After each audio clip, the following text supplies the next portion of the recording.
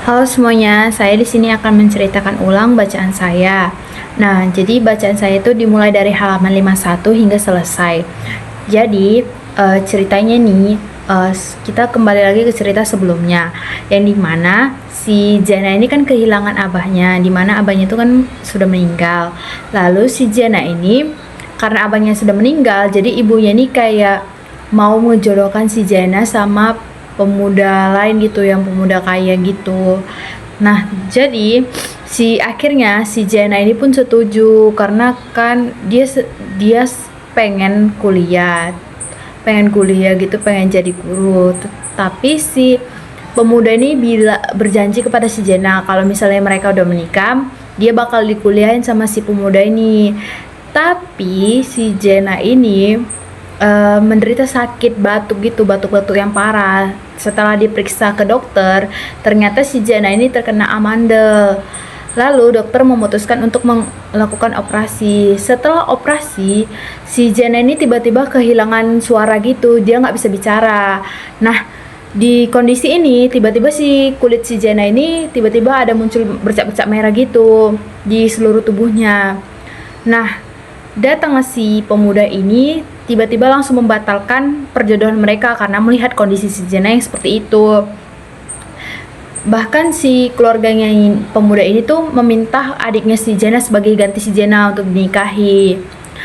Lalu di sisi lain ada si Asrul. Nah, jadi si Asrul ini kan ceritanya itu dia sering bantu uminya untuk berjualan gitu di pasar, dan juga dia sering mencari belut di sawah.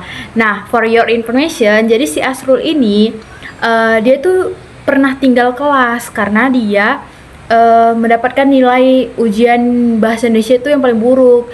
Tapi setelah dia kayak diajarin sama uminya ini kan pernah membawakan si Asrul ini, membelikan si Asrul ini tuh kayak koran gitu. Nah, jadi dari situlah si Asrul ini mulai membaca, dia tertarik dengan koran-koran itu.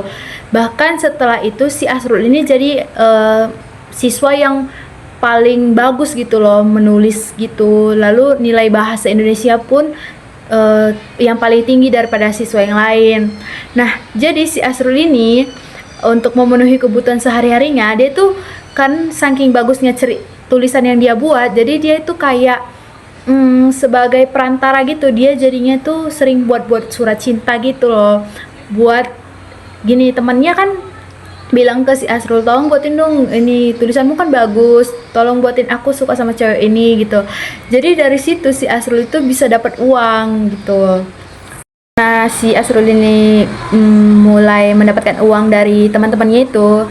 Si Asrul ini disebut dengan makalar surat cinta bagi teman-temannya. Nah, jadi bagian selanjutnya itu setelah perjuangan mereka berdua, mereka kan punya latar belakang yang sama gitu kan. Nah, jadi akhirnya di takdir ini mempertemukan si Jana dan si Asrul. Nah, jadi mereka ini dipertemukan dari dua gunung yang berbeda yang diperjuangkan oleh mimpi yang sama dan keyakinan yang sama bahwa mimpi itu bisa tercapai jika diupayakan. Nah, jadi mereka ini bertemu di bangku kuliah gitu, tepatnya di Padang. Lalu si Asrul sama si Jana ini kan di kampus yang sama tapi jurusannya berbeda. Nah, jadi si Asrul sama si Jana ini mulai dekat gitu karena kesamaan latar yang sama itu kan. Dan juga mereka ini bertemunya tuh pas lagi si Asrul ini kan dia punya tulisan yang bagus. Nah, dia tuh kan bekerja di tempat koran gitu. Nah, jadi si Jana ini kan berjualan kue. Nah, jadi si Jana ini tuh sering lihat resep-resep kue itu dari koran. Nah, jadi si Asrul sama si Jana ini mulai bertemu tuh gara-gara koran. Nah, jadi seiring berjalannya waktu, mereka tuh merasa cocok dan mereka pun menikah gitu. Lalu setelah menikah, si Jana sama si Asrul ini tuh menjalani kehidupannya tuh nggak mudah. Tapi banyak juga masalah atau ujian hidup yang mereka rasakan bertubi-tubi. Berbagai kesulitan ini tuh menguji keteguhan mereka serta kemampuan mereka untuk bekerja sama sebagai pasangan. Setelah menikah dan memiliki rumah dan juga punya anak, mereka membawa Umi atau ibunya Asrul dan Uma atau ibunya si Jana ini untuk tinggal bersama. Nah, jadi ini tuh kayak bentuk bakti mereka gitu. Setelah sekian lama terpisah dan berjuang bersama, mereka pun akhirnya bisa membahagiakan orang tua mereka. Meskipun kehidupan mereka itu juga sudah mulai membaik, masalah datang silih berganti. Ada saja musibah yang menerpa rumah tangga mereka. Maka ada salah satu ucapan si Jenna itu yang paling berkesan itu menurut saya, kita pernah melewati yang lebih buruk dari ini. Jadi kayak si Jenna kan sama si Asrul ini kan mereka itu pernah sama-sama susah gitu kan. Jadi kayak mereka tuh udah merasakan hal-hal yang lebih pahit dari ini dari sebelumnya gitu.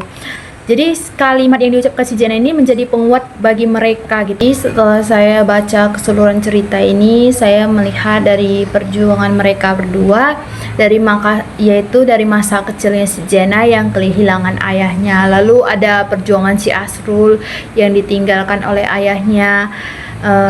Mereka ini dari masa kecil hingga dewasa, terus mereka saling jatuh cinta dan juga saling menguatkan sebagai pasangan. Lalu sepanjang cerita ini yang paling berkesan buat saya itu si Asrul ya, si Asrul yang tumbuh dengan luka yang mendalam karena ayah kandungnya yang menikah lagi dan meninggalkan Umi atau ibunya, yang dimana si Asrul ini tuh sudah terbiasa gitu tidak melihat sosok ayah, tidak melihat sosok ayah itu secara lebih dekat dengan dia gitu. Jadi walaupun sesekali dia masih diberikan uang oleh ayahnya, tapi dia tuh masih saja tuh merasa tidak cukup gitu loh. Dia tuh perlu ayahnya ini tuh selalu hadir di dalam kehidupannya tuh secara utuh gitu. Lalu bahkan setelah si Asrul ini udah sukses pun dan juga dia menikah dengan si Jenna, si Asrul ini masih terbayang-bayang gitu, bayangan pahit dengan ayahnya gitu di masa lalu.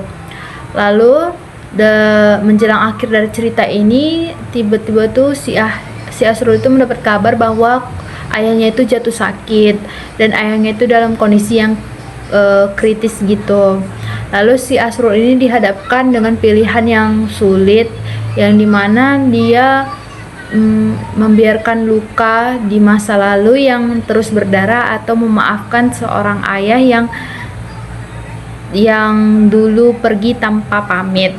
Itu saja yang bisa saya ceritakan dari cerita ulang saya di tahap kedua ini. Terima kasih sudah mendengarkan.